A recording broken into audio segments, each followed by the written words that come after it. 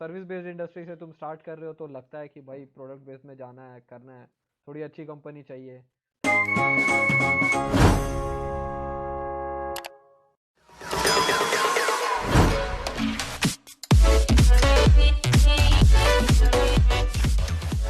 So, hello, welcome back again to my channel Informatica Hub. So, basically, you are the star of my channel in perceptions of the high-end company. So, today we are coming up with a new company. Thumbnail में तो आप लोग देख ही रहे होंगे, Amazon SD1 interview experience. तो basically अगर इतने बड़े बड़े कंपनी और इनकी भी शुरुआत सर्विस इंडस्ट्री से ही हुई थी, तो जिनको मोटिवेशन चाहिए और जानना, आप लोग मेरे बहुत सारे व्यूअर सर्विस इंडस्ट्री से ही बिलोंग करते होंगे, और अगर आप मोटिवेटेड होना चाहते हैं देख के कि कैसे सर्विस इंडस्ट्री से इन्होंने प्रोडक्ट इंडस्ट्री में चेंज किया, तो यार इनके साथ जब भी इंटरव्यू एक्सपीरियंस डालते हैं तो आप लोग ये वीडियो को पूरा देख सकते हैं। और जो ये सोच के स्किप कर रहे हैं इस वीडियो को कि यार अमेजोन है क्यों देखे, तो देख लो भाई, ये भी सर्विस इंडस्ट्री से ही अपने कैरियर को स्टार्ट किया है। आप पुराने वीडियोस मेरे देख सकते हो, उसमें आपको पता चल जाएगा इन्होंने कहाँ से स्टार्ट किया है। So again, the company I'm talking about right now is Amazon SD1 Profile. Total review about the interview experience and all. और इन्होंने जॉब ऑफर पा चुका है वहां से। अब इनकी डिसीजन है कि यहाँ वो ज्वाइन करेंगे या फिर कहीं और जहाँ उनको उससे ज्यादा मिल रहा है वहां ज्वाइन करेंगे। तो हेलो, वेलकम बैक तन्मयजन। तो आप लोग को तो सब जानते ही हैं, तो इंट्रोडक्शन देने की जरूरत नहीं है। आप बताएं कि आपने अभी कितने ऑफर्स पाए हैं this kind of product based company. In terms of product based companies, first of all, hi, and like hello to each and every viewers of your channel. Yeah. तो मतलब कंपनीज की काउंट मैंने तो नहीं रखी है, बट वही है एक सर्विस बेस्ड इंडस्ट्री से तुम स्टार्ट कर रहे हो तो लगता है कि भाई प्रोडक्ट बेस्ड में जाना है, करना है, थोड़ी अच्छी कंपनी चाहिए, थोड़ा अच्छा मतलब अपने आप को रेस करना है। तो उसके लिए बस वो प्रिपरेशन करते गया और जो कंपनीज आई भाई चुपचाप बैठ के एग्ज़ाम देता गया। तो काउंट काइंड ऑफ नहीं है, बट नियर अबाउट 8-9 कुछ ऐसी कंपनीज हो। ओके, आपसे कुछ पहले एक्सपीरियंस स्टार्ट करने के पहले कुछ बात ये जानना चाहेंगे to get my people motivated. कैसे आप इतना मोटिवेटेड रहे, मतलब कि in order to switch yourself from that company to in the product industry, means to make a large package gap from a single digit to a double digit in a six digit per month. That is the dream of many service industry people. So how तो so देखो, how सबसे पहला चीज़ तो ये समझने का ज़रूरत है कि सर्विस बेस में रह के तो आपको उतना नहीं मिलने वाला। मतलब as a starting initial stage as a initial stage आपको नहीं। 4-5 साल तक तो आपको नहीं मिलने वाला। 5 साल yeah 6 साल आप और कुछ केसेस में होता है, ऐसा नहीं है, बट 4 साल तो हाँ, आपको लगेगा। टेक्नोलॉजी वाइज कुछ टेक्नोलॉजीज में मिल जाते हैं, पर इन रेयर केस, अब मिलते हैं जनरल जनरल केसेस में आप जो बता रहे हो डबल डिजिट और हाँ, six digit salary per month नहीं आती है इन जनरल केस। जल्दी नहीं आता है, वही हाँ बात है। तो हाँ वो चीज़ है, तो उसके लिए बेस्ट है। और प्लस आपको एक्सपोजर जो है जो प्रोडक्ट बेस्ड कंपनीज में मिलेगी compare to service based industries, वो काफ़ी ह्यूज डिफरेंस मिलने वाला है आपको in terms of work culture, in terms of learning curve, जो भी हो। तो बहुत मतलब अच्छा है अगर कोई कोशिश कर रहा है। आई मीन इफ ही और she is passionate about technology, want to learn, want to grow, you know, and या the very basic need of a human, want to earn more. जाना तो मेहनत तो करना पड़ेगा। कैसे स्टार्ट करना है, पहले तो डिटर्मिनेशन बहुत ज़रूरी है। हाँ भाई, आपको करना है तो आपको खुद में मन बनाना पड़ेगा कि you need to be consistent with whatever are the requirement for the interviews and how you are preparing on it. Apart from that, see consistency के साथ आपको चाहिए पेशेंस। रिजेक्शंस मिलेंगे, ऐसा नहीं है, मुझे भी काफ़ी रिजेक्शंस मिले हैं। मतलब मेरी तो ड्रीम कंपनी जिसका एक लास्ट वीडियो आया ही था, तो मैंने बताया था मेरी वो ड्रीम कंपनी थी, कैसे मैं वहाँ रिजेक्ट हो गया था। न्यूटेनिक्स होता ना। नहीं है वो एक, या हाँ, तो एक दिल टूटे आशिक वाला फीलिंग आता है जब रिजेक्शन मिलता है तो। बट कोई ना, अब एक वो टेम्परामेंट होना ज़रूरी है। कोई बात नहीं, यहाँ नहीं हुआ अगले में होगा। बट अपार्ट फ्रॉम या उसके साथ साथ ये भी ध्यान रखना ज़रूरी है, हाँ मैंने उस इंटरव्यू में क्या गलत किया, ये गलती को आगे दोहराना नहीं है। और प्लस हाँ, DSL को तो करते रहना ज़रूरी है। लीड कोड सही है, अगर चल रहा है और अच्छा है, और नहीं भी तो एटलीस्ट कोशिश करना चाहिए कि हर दिन जो है ना 1 या 2 क्वेश्चन सॉल्व करो। 2 क्वेश्चन भी अगर तुम सॉल्व कर रहे हो हर दिन, तो से 1 महीने में 30 इंटू 2 दैट 60 क्वेश्चन सॉल्व हो सकते हैं, और ज़्यादा टाइम देना भी नहीं पड़ेगा 2 क्वेश्चन के लिए। आई मीन तुम यार 1 घंटा 2 घंटा तक तो दे सकते हो, मतलब 2 क्वेश्चंस लगेंगे, उस पर अपना दिमाग लगाओ, थोड़ा देखो समझो करो। And apart from that various YouTube channels are also there, तो मतलब I won't name them, but आप सब जानते हो कि बहुत अच्छे अच्छे यूट्यूबर्स हैं, तो बहुत ही क्वालिटी कंटेंट प्रोवाइड कर रहे हैं यूट्यूब में, ओपन सोर्स सब अवेलेबल है, सारा चीज़ जो आपको चाहिए प्रिपरेशन के लिए सब अवेलेबल है यूट्यूब में। Okay, Tanmay. So it was a great motivation session to all my viewers. So basically, let's stick to the topic. We are here in order to discuss the interview experience of Amazon. So आप अपने application process से लेके अपने interview experience तक लोगों को share कर दें, जिससे लोगों को आइडिया मिल जाए किस तरह के क्वेश्चन पूछे जाते हैं, क्या पैकेज है, क्या एलिजिबिलिटी क्राइटेरिया थी, रफली बता सकते हो क्योंकि शायद अलाउड नहीं है पूरा एग्जैक्ट बताना। सो रफ एनडीए के कारण तो काफ़ी चीज़ मतलब पैकेज और लाइक एग्जैक्ट क्वेश्चंस तो नहीं बताऊंगा, बट एक रफ एस्टिमेशन दे सकता हूँ। सो लेट्स स्टार्ट विथ कि उसकी एलिजिबिलिटी क्राइटेरिया क्या थी। तो अमेजोन में ऐसा कुछ हार्ड एंड फास्ट रूल नहीं है, तो अलग अलग जॉब डिस्क्रिप्शन के हिसाब से कभी आपका एक्सपीरियंस भी काउंट होता है, कभी नहीं। तो से 0 to 2 ईयर्स ऑफ एक्सपीरियंस कहीं पे, कहीं 0 to 1, कहीं एब्सोल्यूट फ्रेशर्स को भी ले रहे, मतलब यूनिवर्सिटी फ्रेशर्स को भी लेते हैं। तो और अगर आप ऑफ कैंपस अगर आप जाना चाहते हो, so the best thing is अगर आप किसी एग्जिस्टिंग एम्प्लॉय से रेफरल ले लो, तो मतलब मैंने तो वैसे ही किया था। हाँ, अगर आप इंटर्न्स वगैरह पोजीशन के लिए अप्लाई कर रहे हो, अगर आप फाइनल ईयर या फाइनल ईयर में हो तो उस केस में आप शायद डायरेक्ट अप्लाई कर भी दो तो चलेगा, बट बेस्ट केस इज़ कि आप रेफरल लो किसी एग्जिस्टिंग एम्प्लॉय से और उसके बाद अप्लाई करो, तो आपके चांसेस जो है रेज्यूमे में शॉर्ट लिस्टिंग में सेलेक्ट होने के काफ़ी ज़्यादा बढ़ जाते हैं। तो मतलब मैंने तो रेफरल लिया, रेज्यूमे शॉर्टलिस्ट हो गया, और करीब हफ्ते 2 हफ्ते बाद शायद मुझे वो ऑनलाइन असेसमेंट का लिंक आ गया था। तो ऑनलाइन असेसमेंट का लिंक हैकर रैंक पे था। 2 क्वेश्चंस इन टोटल 4 क्वेश्चंस थे, तो 2 कोडिंग क्वेश्चंस थे। ऐसे कि पहले तो वो कोडिंग क्वेश्चंस को सॉल्व करना है उसका पूरा, और उसके बाद नेक्स्ट क्वेश्चन उसी का सब पार्ट था जिसमें अप्रोच एक्सप्लेन करना था। तो मतलब अमेजोन की ये खास बात है, समझो कि क्वेश्चंस तो दे रहे इवन इन ऑनलाइन असेसमेंट और इन इंटरव्यूज, तुम्हारा कोड जो है वो तो मैटर करता ही है, बट उसके बाद जो चीज़ सबसे ज़्यादा मैटर करता है, how you are delivering that, how are you explaining that, how are you expressing your approach. तो बहुत ज़्यादा ज़रूरी होता है कि क्लियर थॉट्स के साथ आप मतलब क्लियर वर्ड्स में एक्सप्लेन करें। मतलब बहुत ये तो आप क्वेश्चन सॉल्व कर लिए, बट अगर आप एक्सप्लेन नहीं कर पा रहे हो ना, तो कुछ नहीं हो पाएगा।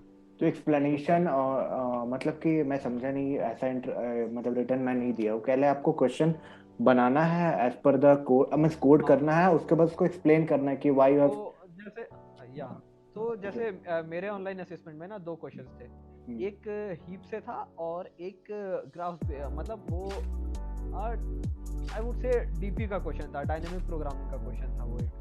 तो मतलब समझ लो कि पहला मैंने सॉल्व किया, उसके बाद उसका सॉल्व करके पूरा कोड लिखा, सारे टेस्ट केसेस पास हुए।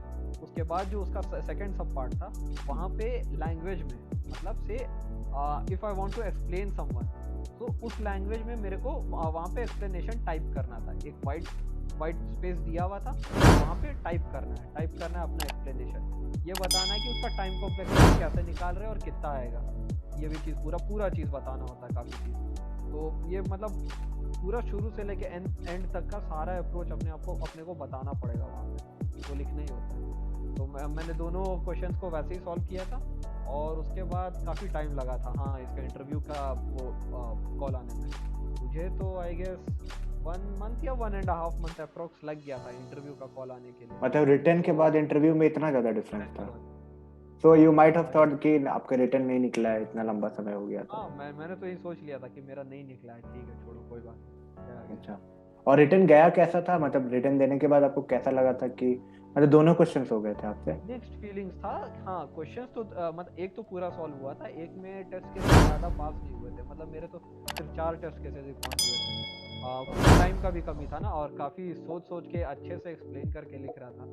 स्टिल वो एक्सप्लेनेशन वाले पार्ट में मतलब मिक्स्ड फीलिंग था यार, पता नहीं कैसे किया है, क्या किया है।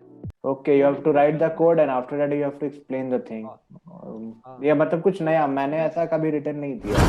I don't know this. I've heard also first time, and this is something good to know. कि एक्सप्लेनेशन भी कोड की मांगे, मतलब कैसे एक्सप्लेन करना था? ब्रैकेट में आप लोग दे रहे थे, डबल कोट्स में, कैसे नहीं नहीं एक्सप्लेन? नहीं नहीं, पहले तो आपने पूरा कोड लिख लिया हैकर रैंक में, जो कंसोल आया उसमें वो रन करा लिया, सबमिट कर दिया। उसके बाद आप सेकंड पेज में गए। उस पेज में अलग से एक वाइट स्पेस दिया हुआ है, नोटपैड टाइप का काइंड ऑफ इंटरफेस है वो, तो उसमें गए और उसमें जाके टाइप करना स्टार्ट किया। Okay okay. तो कोड का एक्सप्लेनेशन वहाँ पे एक वॉक थ्रू टाइप का देना ही पड़ता है, वो ज़रूरी है। तो ये सब हो जाने के बाद जैसे ही इंटरव्यू का कॉल आया था, तो मेरे एक दिन में 3 इंटरव्यू शेड्यूल थे, मतलब टोटल 3 राउंड्स थे? हाँ, 3 राउंड एक ही दिन शेड्यूल थे। और तीनों टेक्निकल था या टेक्निकल एचआर का? कोडिंग क्वेश्चंस तो देखो भाई तीनों में पूछे गए, मतलब एचआर तो फाइनल राउंड तक में? हाँ, इवन थर्ड राउंड के बाद मेरा फोर्थ राउंड भी हुआ था, वहाँ भी अच्छा पूछा गया था। अच्छा। तो मतलब ऐसे होता है, 2 प्रॉब्लम सॉल्विंग राउंड होते हैं। Problem solving round 1, round 2 followed by HR, ये hiring manager round, HM round, hiring manager round होता है अमेज़न में। उसके बाद फिर एसडीएम, सॉफ्टवेयर डेवलपमेंट मैनेजर के साथ एक इंटरव्यू था। तो वो जो सॉफ्टवेयर डेवलपमेंट मैनेजर था ना, वो जैसे उसी मतलब जिस टीम के लिए मैं इंटरव्यू दे रहा था, तो अमेज़न में तो डिफरेंट टीम्स है और टीम वाइज हायरिंग होती है। तो उस टीम का वो मैनेजर था, मतलब वो उस टीम का होल एंड सोल, मतलब सबसे मतलब वो पूरा टीम का मालिक वही था। अच्छा ठीक है, अच्छा। Man, we can say CEO of the team, CEO of the team. Okay.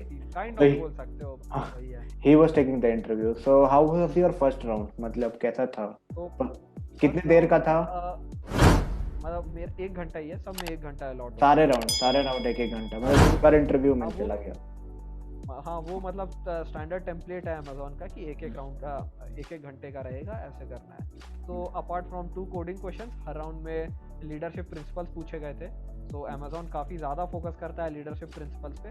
तो आई गेस 9 या 14 लीडरशिप प्रिंसिपल्स है, 9 थे और 5 एक्स्ट्रा शायद ऐड हो गए नए सीईओ के आने के बाद से। तो 15 टोटल, 12 या 15 ऐसे ही कुछ लीडरशिप प्रिंसिपल्स है। तो वो सब कुछ पढ़ लेना है, वो सब चीज़ के बारे में सोचना, मतलब वो सब चीज़ को अच्छे से समझ लेना है।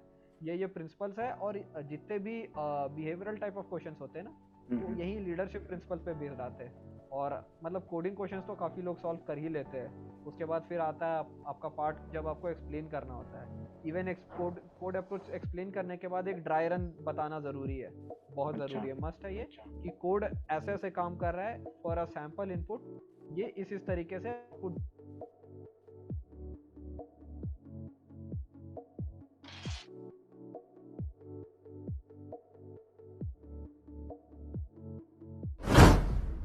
अंदर कंप्लीट करना है। तो आपको कोड भी लिखना है, कोड का एक्सप्लेनेशन भी देना है, जिसमें कोड वॉक थ्रू भी चाहिए, ज़रूरी है। ड्राई रन करने दोनों क्वेश्चंस के लिए वैसे अप्रोच में आंसर देने के बाद लीडरशिप प्रिंसिपल के होते हैं। वो आइदर आपको बीच में भी पूछ सकते हैं, स्टार्टिंग में भी लीडरशिप प्रिंसिपल पे क्वेश्चन पूछ सकते हैं, या बाद में, लेकिन वो रहता है ऐसे ही। और सभी चीज़ बहुत ज़रूरी है, मतलब इवन लोग लीडरशिप प्रिंसिपल से रिलेटेड क्वेश्चन में गलत आंसर के कारण भी छट जाते हैं, ऐसा भी होता है। अच्छा। जब आप मतलब आप कोडिंग क्वेश्चंस के सही जवाब भी दे दो, बट स्टिल ऐसा हो जाता है अगर आप बिहेवियरल क्वेश्चन के सही आंसर नहीं दे। तो उसके लिए पहले से प्रिपेयर करके ही बैठना होता है ना लीडरशिप के लिए?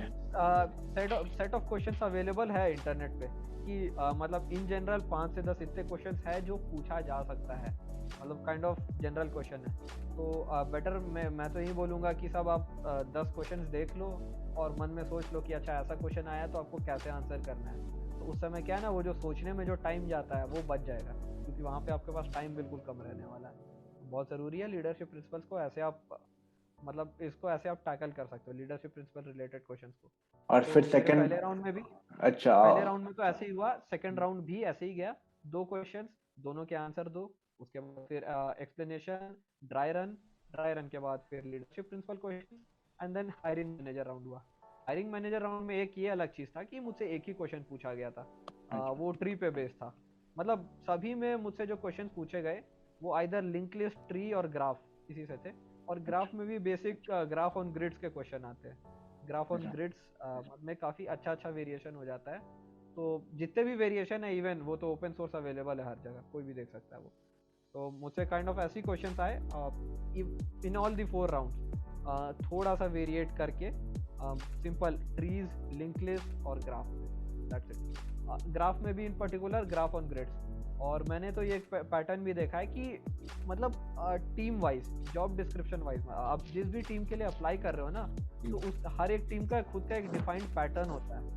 आप पहले राउंड ही दोगे तो आप समझ जाओगे कि इस टीम का इस तरीके का पैटर्न है, तो आगे के क्वेश्चन भी इस तरीके के आ सकते हैं। मतलब मेरा तो गेसवर्क यहाँ काम कर गया था, तो काइंड ऑफ ऐसे ही है। तो और टीम जैसे जो आप टीम बता रहे हो, SD1 के लिए भी बहुत सारे टीम्स होंगे ना कि? बहुत टीम। हाँ हाँ। तो आप पर्टिकुलर प्रोफाइल के लिए फिलअप किए होंगे, जैसे कि जो टीम से प्रोफाइल बेस्ड, और उस प्रोफाइल के जो टॉप लीडरशिप है वो आपका इंटरव्यू कंडक्ट कर देते हैं। अच्छा। पहला दो तो मतलब SD2 वगैरह या वैसे ही लोग करते हैं, कुछ पैनल में एक दो जन होते हैं। लेकिन आपका जो थर्ड राउंड अगर जाता है तो वो हायरिंग मैनेजर राउंड, तो वो तो एक सीनियर ही करते हैं कोई। तो मेरे जो हायरिंग मैनेजर थे वो तो शायद 6-7 साल का एक्सपीरियंस था उनका अमेजोन में, और काफ़ी लंबा, मतलब प्रोफेशनल करियर 10-12 साल का था वो उनके साथ था। तो मतलब उन्होंने तो ऑपरेटिंग सिस्टम्स पे कुछ बेसिक से क्वेश्चंस किए, और प्रोजेक्ट रिलेटेड काफ़ी पूछा। मतलब प्रोजेक्ट और लीडरशिप प्रिंसिपल मिक्स करके काफ़ी ज़्यादा डीप में गए प्रोजेक्ट के। मतलब कुछ भी मैं बता रहा हूँ तो उससे related questions, again questions and again questions, तो लॉट ऑफ क्वेश्चंस। आधे घंटा तो शायद मेरा प्रोजेक्ट पे ही डिस्कशन हुआ। अच्छा ये हुआ तो ये तुमने कैसे किया, पूरा चीज़ आपको क्लियर थॉट्स में समझाना बहुत ज़रूरी है। उसके बाद फिर एक कोडिंग क्वेश्चन था, तो ट्री पे बेस्ड क्वेश्चन था। उसको सॉल्व करने के बाद एक ड्राई रन बताए, and then after dry run interviewer was kind of pretty much satisfied with that, but again वो बोला कि I'll be referring you with for the interview with for manager of the team. Okay. मुझे उसी समय पता चल गया था कि मैनेजर के साथ मेरा इंटरव्यू शेड्यूल होने वाला है, बट वो कब वो पता नहीं था। अब इसका कॉल आने में मुझे लग गया शायद एक हफ्ता लग गया। उसके बाद कॉल आया कि आपके मतलब कुछ 2-3 दिन में इंटरव्यू शेड्यूल हो। अच्छा। फिर मैनेजर के साथ मेरा इंटरव्यू था। उसमें भी मैनेजर ने शुरू में ही से ही काफ़ी ज़्यादा प्रीवियस वर्क एक्सपीरियंस से रिलेटेड काफ़ी कुछ पूछा कि जितने भी एक्सपीरियंस लेके आ रहे हो। मेरा तो 6 मंथ का एक्सपीरियंस है। Okay. और वो भी ज़्यादा कुछ खास है नहीं कैपजेमिनी में। तो वहाँ से रिलेटेड कि वहाँ तुमने क्या किया, कैसे किया, तो मतलब खुद का आंसर्स को ऐसे मॉडिफाई करना बहुत ज़रूरी होता है। इवन इफ तुम प्रीवियस कंपनी में कुछ ज़्यादा मेजर करके नहीं आ रहे हो, तो तुम फिर भी तुम इस तरीके से एक्सप्लेन करके बता सको कि तुमने क्या वैल्यू ऐड करी अपने प्रीवियस एम्प्लॉयर के काम करने के लिए। तो वो काफ़ी ज़्यादा ज़रूरी है। उसके लिए पहले बैठ के अगर तुम प्रिपेयर कर लो कि तुमको ये क्वेश्चन किस तरीके से टैकल करना है इस तरीके के क्वेश्चंस को, तो ज़्यादा बेटर रहता है। तो मतलब मुझसे तो इस चीज़ में काफ़ी क्वेश्चंस हुए थे, तो मैं तो काफ़ी सोच के गया था कि मैं जानता हूँ मेरा ज़्यादा रोल था नहीं। मतलब सर्विस बेस में तो है भाई, तुमको शुरू में ज़्यादा रोल, मतलब ज़्यादा कुछ वैल्यू ऐड करने मिलता ही नहीं है, कितना ही बता पाओगे। लेकिन तुम्हारे जितने लीडरशिप प्रिंसिपल्स के क्वेश्चंस होते हैं वो आते हैं, वो तुम्हारे इसी पे बेस्ड आएंगे कि तुमने जहाँ प्रीवियसली काम किया वहाँ कैसे किया, क्या किया, उससे कुछ मॉडिफाइड वर्जन कुछ पूछ लेंगे। क्या चैलेंजेस फेस किए, कस्टमर को कैसे एक डिलाइटमेंट का अपॉर्चुनिटी दिया, वही चीज़ें एक्सेट्रा। और फिर एक कोडिंग क्वेश्चन था, उसमें भी मतलब manager was a thorough code reviewer, so उसने मतलब कोड भी देखा, बताया अच्छा ये चीज़ नहीं लग रहा है, रिडंडेंट है। डिस्कशन हुआ मैनेजर के साथ। Okay, I found out that अच्छा इस पर्टिकुलर सेक्शन ऑफ कोड्स को मैं चाहूँ तो मतलब कम कर सकता हूँ, वो अननेसेसरी के। तो मतलब उनका ये मेन ऑब्जेक्टिव था कि कोड जो तुम लिख रहे हो वो क्लीन भी होना चाहिए, अच्छा। रिडंडेंसी नहीं हो, तो एक क्लीन क्रिस्प कोड होना चाहिए। जितना छोटा कोड हो उतना पॉसिबल उतना अच्छा।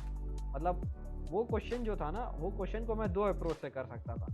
एक अप्रोच बहुत ही नॉर्मल, सबको पता है, मतलब वो ट्री से रिलेटेड काफ़ी बेसिक क्वेश्चन था। और एक क्वेश्चन अलग, और उस क्वेश्चन का एक अलग अप्रोच भी था। तो वो मैंने काफ़ी सोच के लिखा था। मतलब जहाँ मुझे 15 लाइन के कोड लिखने थे, वहाँ करीब 6 से 7 लाइन में वो कोड हो गया। अच्छा अच्छा। अप्रोच हल्का सा डिफरेंट था, बट कम लाइन में हुआ। तो interviewer was kind of very like impressed with my approach. तो फिर लगा कि हाँ थोड़ा चांसेस है होने के बाद। एक लास्ट में तो जैसे ही पूछते हैं कि do you have any questions for me, तो हमेशा क्वेश्चन पूछने चाहिए। मेरा तो यही मानना है कि जब भी कोई आपसे इंटरव्यू में पूछे कि do you have any questions for me, do ask question from the interviewer. Very necessary, it's very important, you should always ask. तो मैंने कुछ टीम से रिलेटेड, मैंने वर्क से रिलेटेड पूछा, मैंने वर्क कल्चर से रिलेटेड पूछा, हो गया। फिर एक पॉजिटिव नोट पे इंटरव्यू खत्म हुआ था। मतलब चांस फिर लग रहा था कि हाँ भाई थोड़ा बहुत चांसेस है, बट मुझे पता था कि मैं थर्ड राउंड में ना थोड़ा गलती कर बैठा था।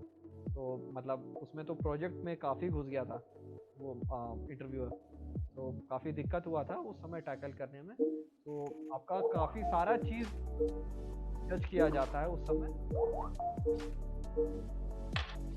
Okay. So this was your fourth round, no? हाँ, तो मतलब एक चीज़ और मैं सोच के गया था ना कि आपका काम, हर चीज़ जज होता है वहाँ पे, हर चीज़। तो आपको आपका मतलब फेशियल एक्सप्रेशन, बॉडी लैंग्वेज भी कॉन्फिडेंट साउंड करना चाहिए। अगर कॉन्फिडेंट साउंड नहीं कर रहा है ना, वो प्रॉब्लम करता है। तो you also need to be confident. Even छोटा सा ओरिएंटेशन हुआ था सारे इंटरव्यू से पहले, वहाँ भी इस चीज़ पे स्ट्रेस किया गया था। You should sound confident, code should be crisp, clean and as short as possible. So after that result कितने दिन बाद आई? एक हफ्ते बाद, मतलब मैनेजर के साथ इंटरव्यू के एक हफ्ते बाद, एक नहीं, मेरा तो 2 हफ्ता लग गया था, 2 हफ्ता बाद आया। काफ़ी टाइम लगा। जनरली एक हफ्ते में ये कर देते हैं। अमेजोन में ऐसा रूल है कि या तो 5 दिन या 10 दिन, 10 बिजनेस डेज इसके अंडर कर देते हैं। मेरा तो पूरा 10 बिजनेस डेज के बाद आया, और तब तक मैं कहीं और ज्वाइन कर चुका था। फिर पूरा छोड़ो, ठीक है। So basically एवरेज आप CTC बता ही सकते हो, एवरेज कितना था अराउंड? एवरेज मतलब इसका जो In CTC hand, है, in hand six digit can we expect? In hand 6 digit? Double digit में तो रहता ही है वो। नहीं, in hand per month 6 digit. In hand per month Around tax wax cut के कम ही हो जाएगा वो। मतलब 10 tending to 6 digit, tending to 6 digit. Tending to, मतलब वो, हाँ डिफरेंस ज्यादा नहीं होता है, बट 6 डिजिट नहीं पहुंचेगा वो।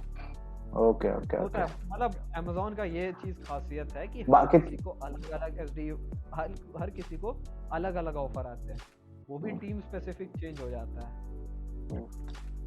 मतलब मुझे जो आया था, मतलब जैसे मैंने चेक भी किया है, वो आपका 12 to 15 के अराउंड आपका बेस पे जो है वो चेंज होते रहता है। बाकी स्टॉक्स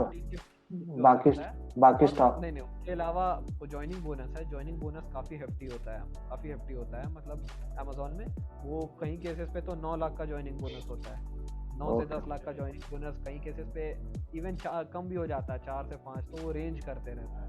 ओके, गॉट इट। 4 से 5 से लेके मैं काइंड ऑफ और सेकेंड ईयर में भी ज्वाइनिंग बोनस, मतलब कुछ बोनस, रिटेंशन बोनस रहता है। उसके बाद स्टॉक्स अलग से।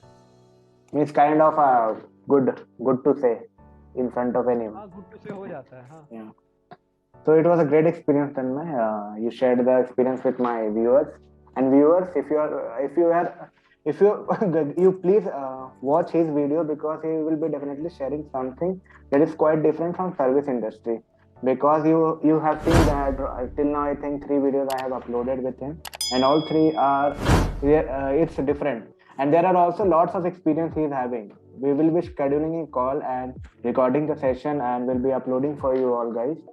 And for whatever the reason you like my video, don't forget to give a big thumbs up to my video, subscribe and share to your friends, those who are really want to see this experience. And thank you, Tanmay. Thanks a lot for sharing the information.